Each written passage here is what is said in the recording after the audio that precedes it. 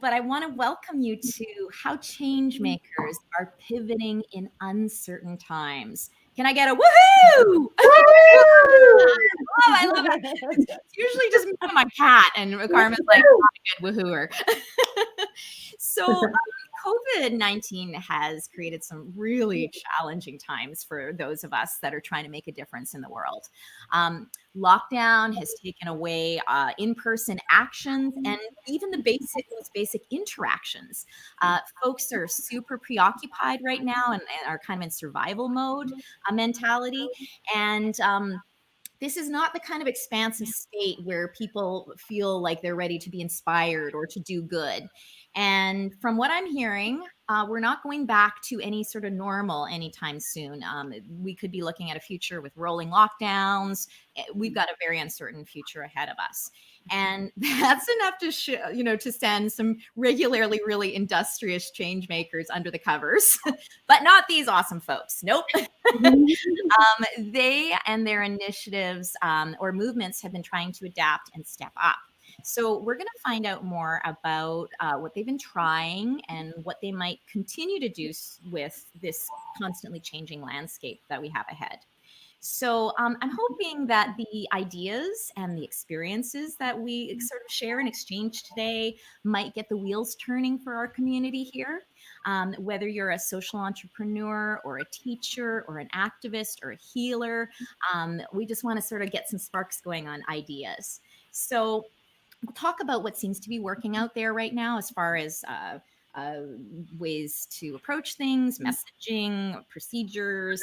And we would love to hear from you in the comments. So I always welcome as much participation as possible. I know that there's not room for everybody to be on this screen with me, but I want you to be part of the conversation, asking questions, sharing what you have been finding success with, what you've been experiencing is kind of cool in this time in these pandemic times. So please, we'll just, get as much. And first of all, let me just go and can we have a few hellos in the comments just to say hello, and so we can see who's here and maybe just where you're coming in from. Okay, so and also just give the folks here a big hello, and they've taken some time out of their very busy lives right now for us. So please give them a nice welcome. So, okay. I'll introduce myself first, and then I'm going to introduce this just lovely gang here. I'm Kimberly Carroll, and I am a coach for Changemakers. So I really help people that are trying to make the world a better place by working with them on that sort of inner work, the high performance habits, and also strategies for really empowering you in your work. So I show up here every Thursday at 1 p.m. Just to hang out. Sometimes I have guests. Sometimes I'm going to be doing questions and doing some coaching. But today I'm so happy to have my change makers who are pivoting. So let me do some introductions here. Okay, I think we're all on the same side of the screen as what I'm seeing. So I'll start with Jane. So Jane Tran, hi Jane. Jane's a chef with Chow Toronto and is part of the 852 Curbside Collective that sprang up in the wake of COVID-19. So Curbside 852, do you say 852? Yeah, or 852? Yeah, 852. Okay. 852 Curbside Collective is a group of 10 small Toronto food businesses that have banded together to supply ready-to-heat meals. So, and there's a big emphasis on local and vegan offerings. So it's awesome. Jane, I've got a few friends who are doing your survival boxes. You're vegan, and you've even got a vegan gluten-free survival box. So they're loving it. So welcome, Jane. Okay, next up we have Sue Lynn Manon. So Sue Lynn here is a grassroots advocate for and a member of Indigenous rights and communities. And Sue Lynn's especially been active around Grassy Narrows and Wet'suwet'en solidarity. So Sue Lynn, it's just been beautiful to see you like hustling away there and in pandemic world and just not losing the flame. So thank you for being here, Sue Lynn. Oh. Okay. Then we have there on the bottom left, Janet El Castillo. Janet is a dance coach committed to inspiring and empowering people through some badass dance. And basically transforming individuals through dynamic movements. So Janet's been doing live dance classes on Instagram with the tagline, "Let's dance and spread good vibes." And right now she's also offering a free 5-day dance series. And I'll share that link later. So Janet, so good to have you here. Thank you. And Janet's just like keeping her daughter right now at bay in a loving way. I'm gonna be like in and out during this whole thing, but she might burst in at any point, but that again, that's pandemic times, right? And last but not least, a dear friend of mine, Jenny McQueen. Jenny is an organizer with Direct Action Everywhere and co-founder of Animal Rights Toronto Art. Jenny is just such a pro at big direct actions, and she's just not only is she one of the most gutsy animal advocates I know, but she's also one of the most gracious. So Jenny, so glad to have you here. Thank you for having me. Aww. Lovely. Oh, what a crew. I love it. Okay. So, folks, usually on these calls, on my live streams, I like to just get everybody kind of centered and present. So we're not going to take off our clothes or anything. Anything weird. I just want to get a little bit more mindful. Okay. So can we just, for just 1 minute, close our eyes, and can we just take in a nice, big, spacious breath? And I'd like for everybody to raise their arms above the head, just reaching one arm up a little bit higher, and then the other, just going back and forth. And I hope everybody at home, well, everybody not on this screen is doing this. This is important for everybody. So keep reaching up, just sort of loosening up that upper body, loosening up the side of the body, and basically just feeling the body. And then let's just, like, any of the nervousness we've collected, any of the sluggishness we've collected over the day, any of the anger that we've collected so far that might get in the way of us just really being here and listening and being open to absorbing. Let's breathe it in now. Big breath in. And then I want you to just shake it out with the exhale. Just shake out the head, shake out the shoulders, shake out the torso, shake out the hips, shake out the mouth. Oh, good. And then just keeping the eyes closed and just going still for just a minute. And just tuning into one sound in your environment right now. And seeing if you can relax around it. Just feeling one surface near you, the material of it, just with your fingertips, just feeling it. Is it warm? Is it cold? Is it soft? Is it hard, smooth? Just taking in a smell in your environment. I think probably Jane's going to have the best experience of that. It's a lot of sounds. And then just seeing if you could relax around that, if you could relax the shoulders around that. And let's just enter into this conversation with the intention of sharing, of learning, of connecting in this time where connection can be tough. Let's take in a nice big deep breath and letting go with an exhale and coming back to eyes open. Nice. We do that more for me than anybody, guys. So hopefully we've got some, that was, helped everybody that's multitasking in their own space be able to come here. And I would love, we've got some comments. I'll just, hello to Beth out there, Linda who runs Village of Love in Africa is here. That's awesome. Una Rose, good to have you here. Allison, hi. Chris. We've got Irene in the house, and Matt. Everybody knows Matt Noble. He's actually out doing food bank stuff right now, so he's in transit. He's like, I don't want to miss it. Wonderful. Okay, so I want to get down to business now. And a lot of folks have been describing trying to be a change maker in this time as like screaming into gale force winds. It's just like nobody can hear you. And I think it's starting to shift a little bit. But I think we're finding cleverer ways to kind of get in. A lot of people who are regularly change makers have been sitting things out because of this. But if this kind of keeps going on for months, we really have no choice but to figure out a new way to step up. Okay. So I just still, like I said, I want to get some ideas flying. I want to get a few sparks flying about what's happening. So, the first thing I want to kind of get everybody to share, and we'll go one at a time. The initiatives or movements that you're involved in, I'm curious about how they have shifted with the pandemic and the uncertain times that keep coming at us, and also how people have reacted to that. Okay, like what's happening. I mean, we'll get into some of the details about sort of what's working and what's not working, but I think let's start with you, Janet. I mean, a lot of sort of people that are change makers right now have been stepping up and offering a lot of like free stuff, because that's just to be in their communities and stuff. So tell me a little bit about that. Yeah, so definitely, obviously with me, my work happens in studios. So studios are obviously shut down at this point in time. And a lot of my coaching happens again in studios. And so most of my business, quite frankly, at this point has shifted online. I do live classes, and I also do some online, paid courses as well.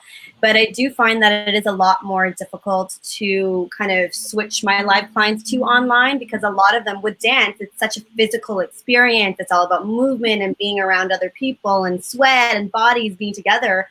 And so you're kind of losing that experience by moving it online. However, with that, I will say that going online and doing some of these live classes, there's been a lot of people that have been trying to get to my class for so many years. And they're like, I can come to your class now. I'm home. I have nowhere else to go. I'm in my living room. I can take your class. And so for me as a business opportunity, that has been one of the biggest opportunities in terms of being able to reach people that have been scared to come up to my class, doubtful, didn't have the time, couldn't get out of their house. And now they can just flip it on and feel my energy, be in their living room and dance with me. So it's interesting because, I had someone that took my class, and I'm like, it took a pandemic for you to come to my class after 5 years, and she was like, I love it. And I want to take some more. And so I think it's a really great opportunity for me to really tap into those people that maybe are a little bit more comfortable in their homes. So I am providing more online courses now. I've actually stepped into that arena of building out an online 6-week course, a paid online 6-week course, and kind of really connecting with my clients and seeing what they like, what they don't like. So there's just a deeper connection that I'm finding from really listening to what they want right now and what their needs are.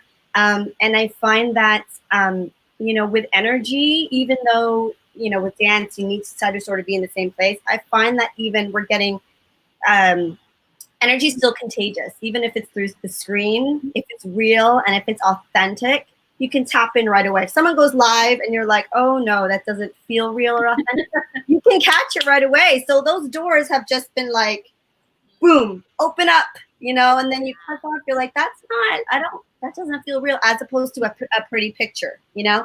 So, I'm really taking this opportunity to tap into my tribe, my community, and really listen to what they need, what they want. Doing some calls, like just for free, just to tap in to see what people want right now, and really trying to do that both on a free level where people that obviously cannot afford it, and also ways to, okay, well, how can I keep this business going? Because it is a business, it is my livelihood. So I still have to think business-minded, how can we still tap in? And I just want to say one quick point, because I don't want to take up all the time. I do know that with small businesses, like most of us, and we have to rub the engine again. We have to, as smaller businesses, we have to keep the doors open. We have to charge for our services, because that's the only way small businesses are going to survive. So I think that if you're being a little bit, and I know you asked this question later on and may not get into it, but if you're going to be a little bit sheepish with money, we have to do that, along with here's some free services. So that combination I'll stop right there. that combination is really important. And also, Janet, just that whole idea right now of movement and the empowering, aspect of dance right now. Yeah. Something we all need. What is it? The hard times require furious dancing. Alice Walker. Totally. I'm taking that quote. I'm going to write it down. No, it's an amazing one. Yeah, I think it's hard times require furious dancing. So yeah. I love that. Okay, well, I want to, we'll come back. I want to talk more about what you brought up there. But Sue Lynn, it feels like we were just standing out there on the railway tracks in solidarity for Wet'suwet'en. Like that feels like actually a year ago already. And, just as momentum was picking up on conversations around Indigenous sovereignty, this happened, and it must be a bit frustrating. And I just really like to hear a little bit about how the Indigenous movement is sort of going about this, and what you're seeing coming up, and how you're handling it sort of personally. I know that's a big question. It's just whatever comes to you. Yeah, thanks for overloading me my first time. No problem, Sue Lynn. I like to do that. I like to just confuse people right before they have to answer. Oh, it's all good. I love just jumping right in. So, sego ani tanse wache manabuju. Greetings, everyone. Thank you for joining us today. I'm really excited and grateful for this opportunity to sit with all these beautiful people, and those of you out there as well, to have these discussions, because I think they are really important, because we are at a pivotal point in this journey that we need to really think about where we've come from and what has happened in the past to where we stand today, and then how things are going to look moving forward in a good way that is inclusive and that involves us all. As far as how this impacts the community, I really can't speak to that because it impacts so many different communities on so many different levels for so many different reasons. What I can say is that it's not impacting us probably as much as, per se, the settler population, because this has been something that we've been enduring, or our people have been enduring, because I sit in a privileged house, like I'm from the city, so I don't have as much to offer when it comes to how they are handling it out there on the lands and stuff. What they are doing that I know of is they are adapting like they always have from time. And I do know that there's some difficulty in sourcing out food, and clean water are the main things that are happening right now. Another thing that's happening is shelter, because a lot of those places out there, they have multiple families living in one house, and it's kind of hard to self-isolate and so on and so forth. However, once again, the community is doing what they've always done. They're doing and being the true original people of these lands, and taking care of one another and the lands, and doing all of those wonderful things, holding ceremony, working the medicines, praying for the people. They're out there praying on the lands for the people. They're dancing. I don't know if many of you have seen, but if you go on Facebook, TikTok, there's a lot of our medicine people out there dancing for people, drumming for people, singing for people. So even though we've been taken away from one another, I'm reminded at this point of a conversation I had with Judy Da Silva from Grassy Narrows, one of the first times I ever met her, and we exchanged phone numbers. And her comment to me was, with today's technology, we're not too far away from one another now, anymore, whereas before we would have to cross the lands and go see each other, or pick up the phone and call each other. We can now just dial each other up and visually see each other. So I don't think that it should be looked at as problematic. I think it should be looked at as opportunity, and as a challenge for us to grow beyond what we've known and become so much more, all the things that we know we can be and all the things that we are already. And we just want to share that with everybody. As far as direct action goes, it's gone online. Obviously, we've done a lot of letter writing and phone calls. Sharing information has been working great because 99% of the time, the media ignores our people. So when we share stuff on Facebook, it's almost like the media is following Facebook because Facebook's getting that information out there. They're like, well, we better get on this because now it's created a buzz, you know? So, you know, I think the technology aspect of this is going to help catapult the message and help catapult our communities into become more equally aligned with the general populations of the world. Whereas before we were out of sight, out of mind, right? So now we have an opportunity to bring everything to the forefront and have meaningful conversations like this. I know that there are communities out there that are getting ready up to set up gardens. They're doing self-sustaining gardening. They're also going out on the lands to teach the youth to hunt, to forage, gather, and identify the very foods and medicines that our people grew up on for so long on these lands. And it's so, you know, like you really hit it home, Sulin.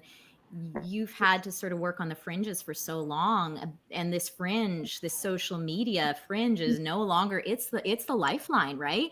And you're, you know, we're all going to get super good at it. Yeah. Yeah, like I'm seeing some really like cool things with the, you know, the various shutdown sort of campaigns that you guys are doing online, and even, you know, as you said, taking ceremonies online. It's like, so, you know, it's really neat, and it's really going to sort of get to a whole other realm of people that you weren't maybe even reaching before. Yeah, well, that's exactly what it's doing for us right now, is it's reaching out to those that were unreachable because, you know, we have some really remote communities out there, but somehow they have access to internet or to Wi-Fi and stuff like that, where they can actually access the outside world where that was never before, unless they walked for days and days, you know? So, yeah. Thank you, Sulin. Thank you. Okay, Jane. Jane, there are a lot of folks in my community who work in ethical food production who are feeling pretty lost right now. So it's really great to, I really wanted to talk to you about kind of the pivot that you've been making along with a bunch of collaborators. Tell us a little bit about that. So we were really fortunate. Basically, as soon as the COVID situation hit us in Toronto, I had been following kind of the news in Asia, in Korea. I have friends and former coworkers who kind of were over there, who really kind of like gave me a preview of how serious the impact was to hospitality. We have a production space here in King West, and we have a great like community where Emily, who runs Sausage Party Toronto, which is a vegan sausage company, she's one of my best friends, and she makes food alongside me. Another one of my friends, Megan, runs Fancy Food Toronto, and so we've always been close in terms of like discussing business issues as female small business owners, kind of to bounce ideas off of each other. When the situation happened, we decided to open the storefront of our production kitchen. And the food community in Toronto is really small. I appear at farmers markets and vegan festivals. And within those two kind of sectors of food in Toronto, you become very close with the other vendors. It's just like, you don't want to eat your food at a festival, so you trade food with somebody else.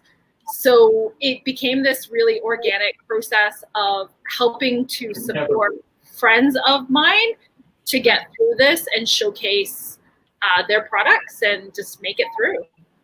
Amazing. And so what's been the reaction? Like, how have people responded? I think it's been great, because I think a lot of people know the big companies, and I mean, McDonald's is going to be fine. You know, all those big people, Pizza, Domino's, they're all going to be fine. But it was kind of great to create that kind of market atmosphere where if you did enjoy going to a farmer's market or a festival, you could see a bunch of small vendors all in the same place. And when you purchase like our stay-at-home box, you're supporting 8 to 10 small businesses at some. Yeah. Oh, we got Jane's froze on us. Is she freezing on everybody else? Yeah. Okay. Yeah. Okay, Jane, sorry, you frozen on us. We'll come back to Jane. Okay. Jenny, you haven't frozen on us, have you? No, you're still there. Okay, good. It's my worst nightmare. It's like everybody freezes on me and I have no idea if it's me or if it's you. Or it's like, that's my life right now. Oh, sorry, Jane, you froze on us. So was there anything else you wanted to finish with? I don't know. I don't know where it stopped, but we'll come back to you. I got some more specific questions for you, okay? But I also want to hear a little bit from Ms. McQueen here. You know, Jenny, you especially with your history of direct action. I mean, this is quite a shift for you. I'm seeing some pretty inventive ways of you know, things that are coming out of the animal rights movement. Tell us a little bit about how you feel like you and the movement is stepping up and shifting. Okay. Yeah, so we always want to shine a light on the animals. It's not necessarily about us, it's about speciesism. It's about what the animals are going through. And especially now with the pandemic, we have campaigns which are showing that 3 in 4, that's actually hashtag 3 in 4, zoonotic diseases come from the use and abuse of animals. And not just the wild animals, the bats, the pangolins, but when we look at animal agriculture in Western countries, in Canada, in the UK, in the USA, we've got pigs, swine flu, we've got avian flu, we've got all of these other diseases, and the list is huge. So there's lots of different organizations who have come up with ways to actually get this out into the public domain. And what we'd like to see is people, you know, making that change, taking the opportunity to explore, you know, the whole plant-based lifestyle. Take a vegan challenge, challenge22.com. So we are trying in these troubling times to, you know, support human rights, but as well speak up for animal rights. And we did actually do an action early on in this year, in February. We went inside. I didn't. I face immediate arrest and criminal record if I go inside a farm now. I've got restrictions on criminal charges. But we had a team go inside this disgusting duck farm in Ontario, where we find that the manufacturers completely blatantly lie on their website saying, you know, the animals are bedded in straw, and we go in and we find absolutely filthy conditions. You know, our eyes are streaming with the ammonia, and animals are stuck in wire netting, in wire that they have to walk on. So, you know, our job as animal rights activists is to continue to speak up and to continue to expose the atrocious conditions and the excruciating abuses that animals face every day. Mm-hmm. And there's, I mean, there's a lot of activism that we're not able to do right now, but also, I mean, there's just so many intersections that are happening too. I mean, with all the sort of big like Cargill bailouts and everything, that, you know, these companies that abuse their workers, you know, and have been abusing their workers for so long, a lot of those workers being people of color, and then combined with, you know, of course, the absolute horrific travesty of the animals being, you know, killed. and to bring to be able to realize that compassion on all levels is the solution right now, is just such an important piece that we can really work on. Absolutely. And the ridiculous thing is that meat is not essential. Yeah, it's not an essential thing, but we're sending people to get killed. Yeah. Yeah. And we're sending them to work in atrocious conditions. We were inside a Montreal pig factory just in December, and the conditions that we found in there were just astounding. I thought I'd seen it all, and no video that I've ever watched in any country is as bad as what I experienced in Canada. So we think we're an upstanding country. We put other countries down sometimes, and we need to realize that it's happening in our own backyards. Oh, absolutely. Absolutely it is.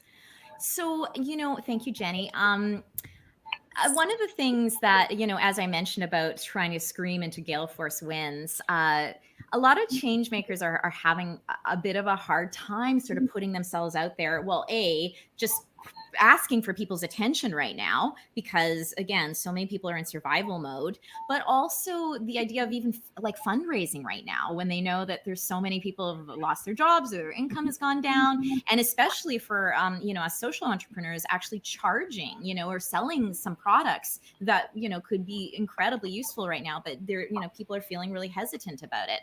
Does anybody have anything that they would like to say about why it's important that we keep showing up right now, even if we feel like we're, screaming into gale force winds? Absolutely. Jane, Jenny, go ahead. Go ahead, Jane. No, I mean, it's such a uncomfortable time, because I know so many people are out of work. But I think what's giving me the courage to market and promote ourselves is, if we all don't want a future where our high street, our Queen Street, King Street is all the big chains, all of the small businesses, like the small food businesses that are part of the collective, they need to survive. And also we've been getting really encouraging messaging from people who are like, we are in a privileged position and we want to give back and support our local communities. And I think there is a segment of the population who knows that they're very fortunate. They're working from home. Their life isn't affected, and they're seeing the effects that this pandemic is having on all these other industries, and they want to support them. So, So people want to be of service right now in a lot of ways. They want to be of service, and some people don't have time. So they're like, can I buy something to be of service? Can I donate something to be of service? Yeah. Sue Lynn, how about from your point of view? Do you have you heard any reservations in your communities around why bother trying to be heard right now? Or is everybody's just like, this is a non-negotiable. We just have to keep on plowing through no matter what? I can only say this, is that the Ongwe and the Anishinaabe are doing exactly what they've always done, and that's being stewards and keepers of the land, landers and defenders of the land, and they keep on doing what they're doing with the hopes and prayer of the rest of the population that has come to settle on this land, come to find that knowledge that exists within a lot of us, that knowing of how we are supposed to be operating on these lands across the world and what we are supposed to be doing. There's been too much consumption and not enough giving back. And I actually thought about the question that you had presented to me, and I thought, you know what? Creator just put everybody else on pause so the Anishinaabe and Ongwe could catch up. Because honestly, I used to say it all the time, there was a deal on the table here where we were supposed to go side by side, never to intersect with one another and not to interfere with one another, and to share whatever this land has to offer. And I tell people all the time, it was like they closed the door on us, kept us at the start line, took off and got a whole nation out of it. And look, we're still waiting for the gun to go off for us. And so guess what?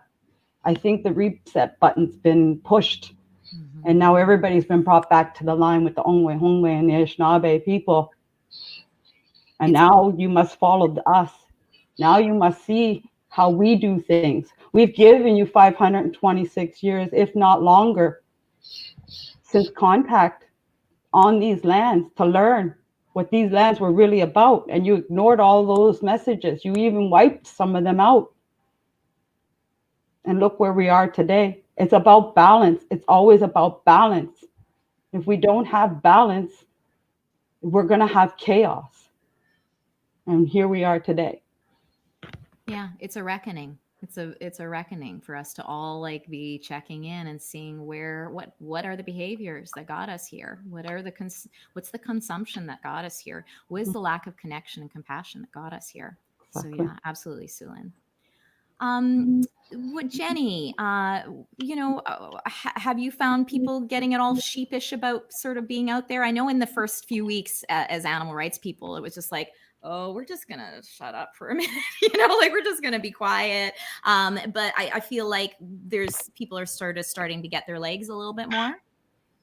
Well, especially, and we have campaigns in the animal rights movement kind of try and tie things together. Compassion on the streets. You talk about people giving donations. Compassion on the Streets is a beautiful organization that is working with these small vegan food makers. For example, Vegan Extremists in Kensington Market just teamed up with them, and I donated, as I like to donate on occasion, to the Vegetarian Food Bank. Thank you. And they go out and they go on the streets and they find disadvantaged people who appreciate, they actually take in clothes donations too. They really appreciate the food that they make. So as well, I mean, that's one thing where we try and tie disadvantaged people, the vegan movement and the animal rights movement. We don't preach it for to the people on the streets, obviously. We just give them what they need. But another thing is farm animal sanctuaries always in need of extra hands and extra money. And people can really enjoy some of the online events too. This Sunday, Farmhouse Garden. I saw that. Yes, they're letting out the cows. So people will be amazed how cows can actually run and frolic and enjoy themselves once they see all the green grass for the first time after, the long, cold, hard winter, which we don't seem to have anymore. But yeah, so tune in on Sunday. Yeah, so they usually do that as a live event, right, Jenny? Like people coming in droves to the sanctuary because cows need to be kept in during the winter, and it's just this big thing. So they're doing it online. And so it'll be really interesting to see, how they, but yeah, like instead of saying we can't do stuff anymore, we're just going, how can we do stuff? Like it's causing us to get really inventive. Yeah. I want to ask a little bit of some other stuff that you've seen happening, but before, this is a piece that's kind of important to me, because you are all stepping up as leaders in your communities through this in your own ways, but you're smack in the middle of these unsettling times too. You're having to face what everybody else is facing that's causing kind of this global anxiety. So I just sort of wonder how you're handling that, how you're taking care of yourself. Are you taking care of yourself? Sulin, what are you doing to kind of keep your equilibrium through this? Well, it's funny. I'm sad that Janet had to leave because she talks about the self-isolation dance. I do that all the time. Will you demonstrate? I honestly, I'll put my earphones in, I get my music, and I'll go for a walk, and I go into the middle of the field, and I'll just do my own little dancing under the stars with Grandmother Moon. It's such a beautiful moment. It's uninterrupted. It's so peaceful. There's not so much energy flying all around, and it's just me and the land and all of that's out there. Well, I don't even know how much is out there, but I know there's a lot because I can feel it. And I'm always gravitating to doing things on my own anyways, because I enjoy my company. I enjoy the ancestors that walk with me and Creator. I'm never really alone in my heart and in my mind. Physically, yeah, you might see me and think that I am alone, but I'm not. So self-isolating, I was doing it. I said to myself the other day, I said I was doing self-isolating before this happened, and now the universe has now self-isolated itself from us. So I don't feel so bad now. At least now That's I don't right. miss out on stuff, and it's all online now. Yeah, like there's no fear of missing out. There's no FOMO anymore, right? It's like, oh, I have FOMO about missing out on that Zoom call. Whoa, okay. Yeah, right. That's awesome. So yeah, I read. I've actually been doing some crafts like medicine pouches and drawing. A lot of my Indigenous artists, family members out there have inspired me to pick up pencils and pens and markers and crayons and just be like working out that energy in some way, shape, or form, not just sitting there stewing, listening to like the news or going through my Facebook feed and seeing all the conflicting information and messages and people going through full-blown anxiety and so on and so forth, and not having the resources and tools to access because we're so used to having the physical aspect of it.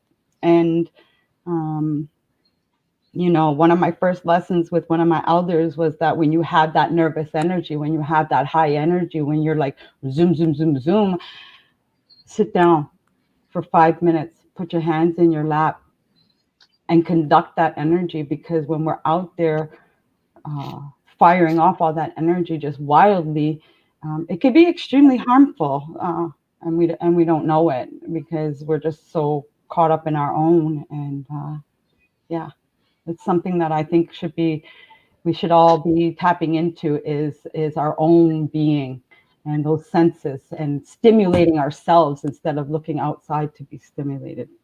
Oh, Sulin, you're singing my song. Oh, and we just got Janet back. You're back now. I know. You know what? I caught the end of that, Sulin. I caught it. I something went wrong with my internet on the desktop. I was trying to get back in, Kim. But then I tried to go on my phone and I caught it, a little bit of what you were saying. And I think that dancing. Did you get the dancing? I did. And I was like, oh, Sue, I'm with you. I think it's so beautiful. It makes my heart so happy. And that's what it is. It's just getting back to yourself, right? And stimulating yourself and being at one with like in your case, the land, and just I'm getting goosebumps even just talking about it. I think it's so beautiful.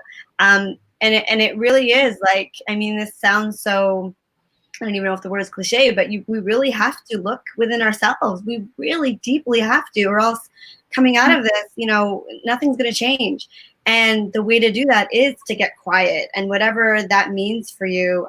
For me, obviously, it's dance. That's my way. For other people, it could be writing, it could be drawing, it could be whatever it is. And for me too, I have a challenge because I have a little one. So I'm at home trying to like homeschool her and then still be present with myself, but still being present with her. And it is actually a beautiful thing that I'm at home with her. I mean, she's kind of doing her things right now, but we're so invested in the education system. We kind of like drop our kids off, go to school, do the thing, come home. Okay, I got enough energy for dinner and maybe a few crafts, and then go to bed.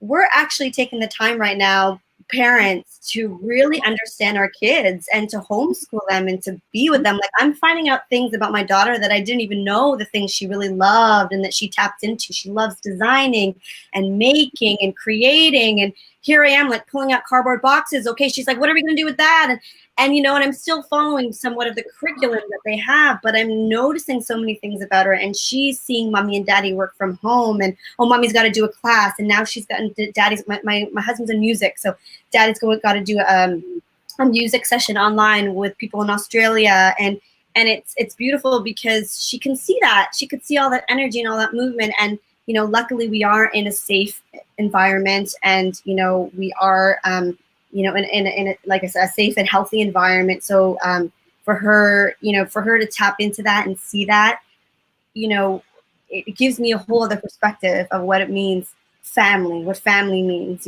and that, teachers are part of the community, but parents are so important in their children's lives.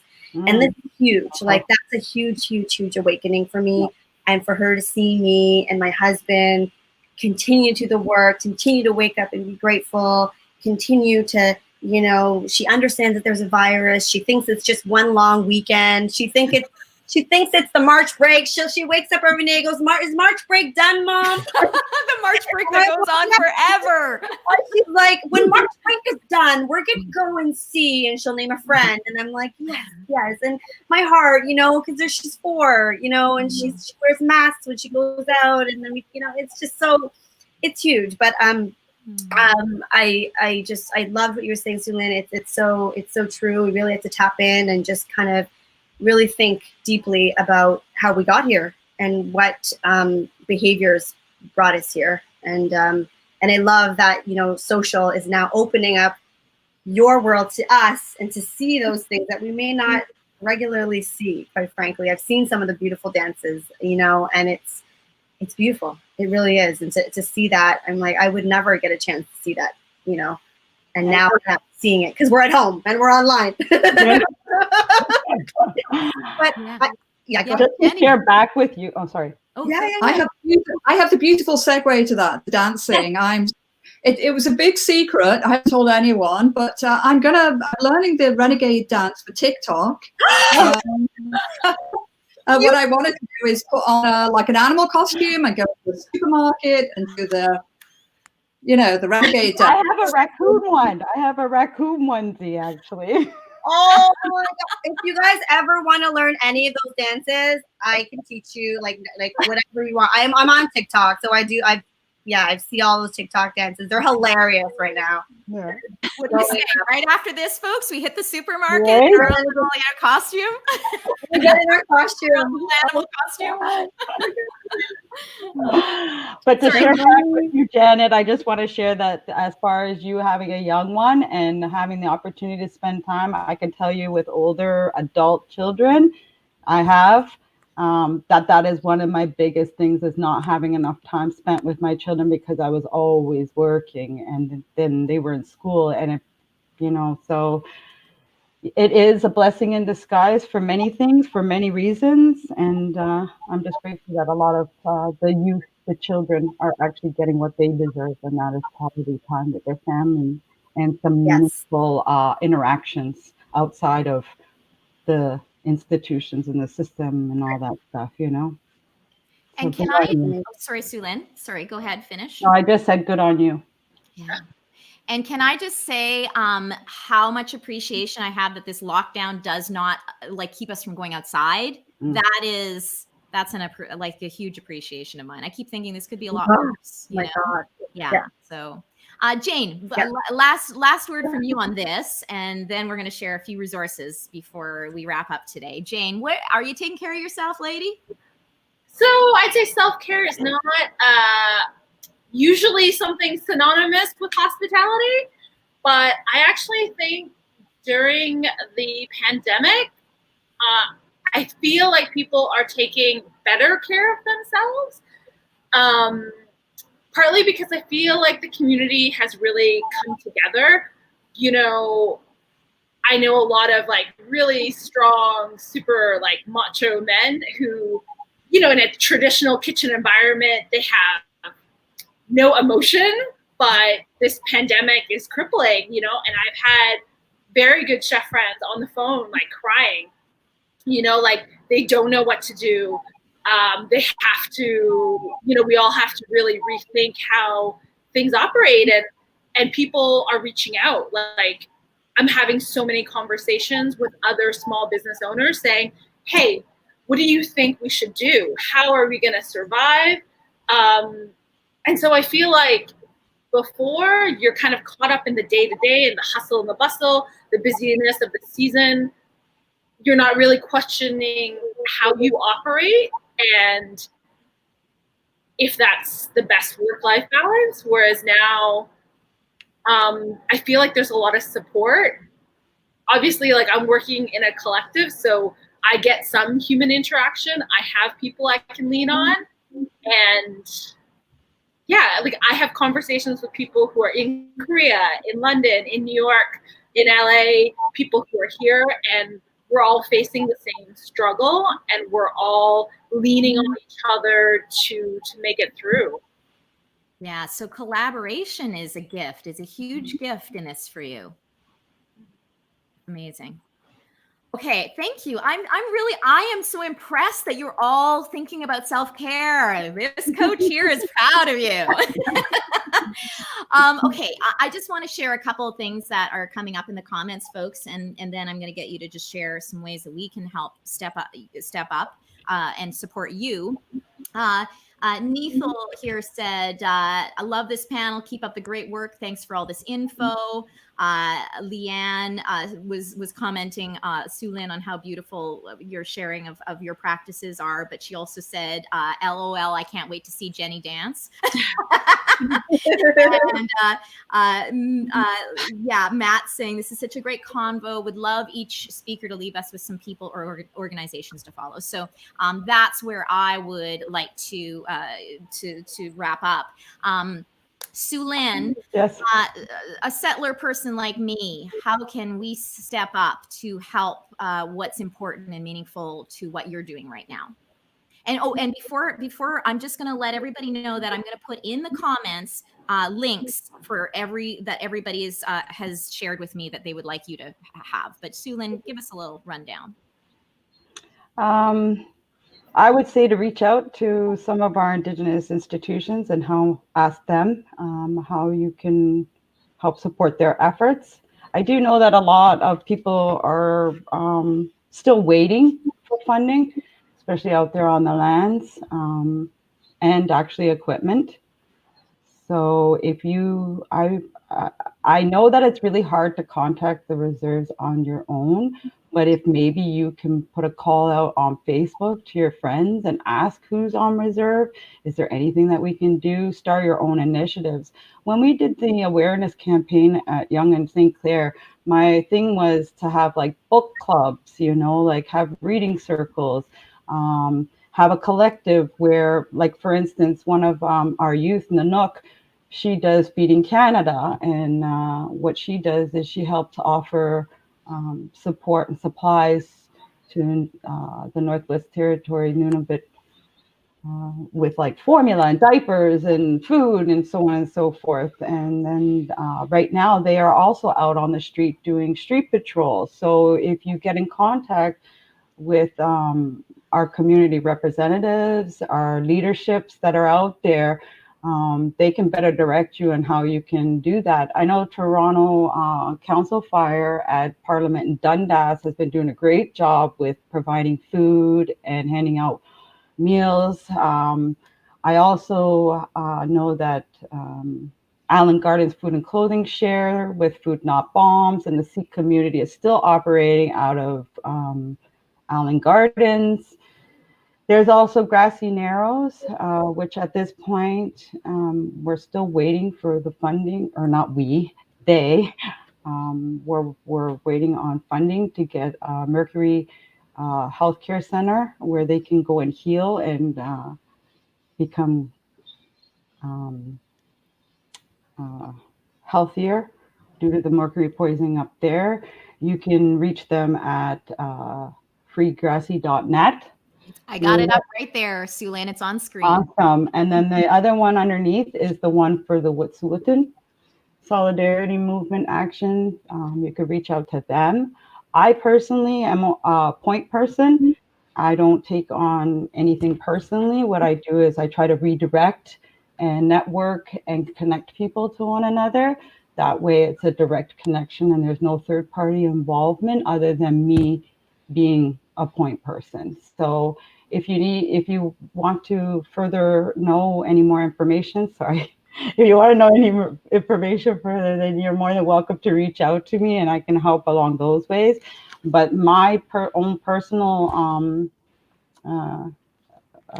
initiatives is grassroots level. A lot of people reach out to myself and ask me for if I know somebody who has this, or if I can get this or that or the other. And so Usually I put a call out on Facebook and people will answer it. And then I just redirect them to the person that just asked.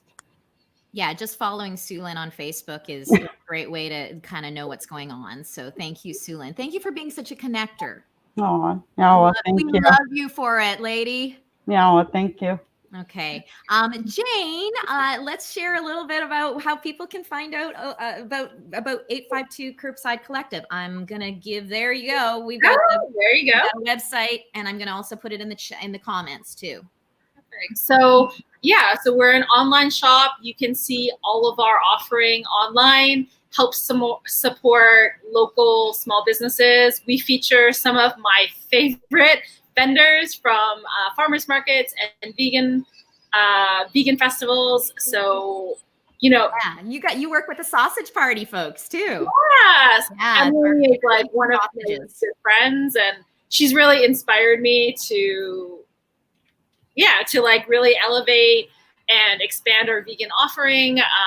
We were introduced to Wandering Deli, which is a crazy good vegan cheese company here in Toronto. I fed some of their cheese to some of my non-vegan friends, and they were just like blown away by kind of where vegan cheese is at.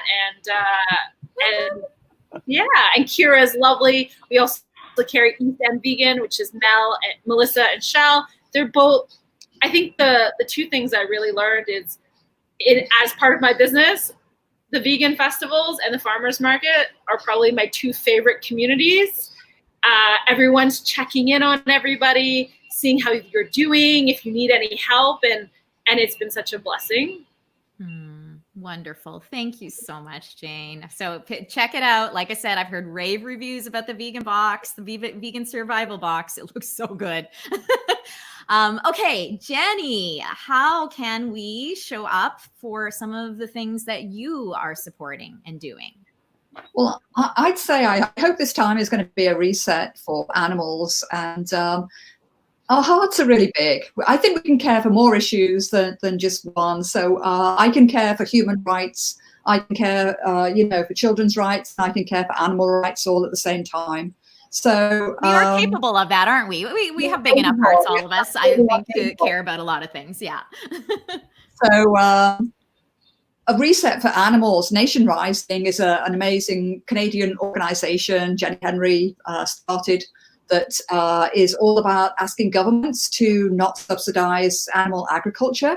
We want to cancel animal agriculture, and we want to start subsidizing all these amazing plant proteins, which Canada is incredibly successful at growing, all these legumes that Canada can grow. So we want to start canceling animal ag. Lots of resources at animalrightstoronto.com. We have a Facebook page as well. Look on the resources page. There's all sorts of campaigns that you can get into. So Animal Rights Toronto just is like a potpourri of different actions that you can get involved with, right? Yeah, and one last thing, there's an online animal liberation online assembly, Aloha. So this weekend on Saturday, I'm going to be on a panel about how do we make vegans look bad. So you can... Well, luckily, especially with your dancing, Jenny, you make vegans look awesome. So I try and learn by then. The first 3 moves done. Beautiful. Thank you, Jenny.